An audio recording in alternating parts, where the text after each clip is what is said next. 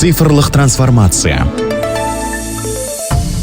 Қазақстан Біріккен Ұлттар Ұйымының электронды үкіметті дамыту бойынша әлемдік рейтингінде 24-ші орында тұр. Рейтинг 2 жылда бір рет жасалып, 193 елді бағалайды. Сондай-ақ Қазақстан онлайн қызметтер индексі бойынша әлемде 10-шы орында. TMD елдері арасында көш басында келеді. Электронды форматтағы мемлекеттік қызметтер үлесі 93%-ға жетті. Смартфонда қолжетімді қызметтердің үлесі 90,8% болды. Биометриялық сәйкестендіру және QR қолтаңба қызметтері енгізіліп жатыр. Бұл электронды қызметтерді алу үдерісін едәуір жеңілдетті. Құжаттардың 35 түрі цифрлық форматта қолжетімді. Проактивті қызметтер саны 50-ге жетті. Стоп кредит, көлік тарихы, құмар ойындардан ерікті түрде бас тарту, жол қозғалысы ережесі бойынша сынақ теориялық емтиханы, несие тарихын бақылау, прокурорлық сүзгі сияқты электрондық сервистер іске қосылды. Электронды үкімет платформасын жетілдіру және жаңғырту процесі үздіксіз жүргізіліп жатыр. Жыл соңына дейін ЕГОВ-қа жасанды интеллект технологиялары енгізіледі.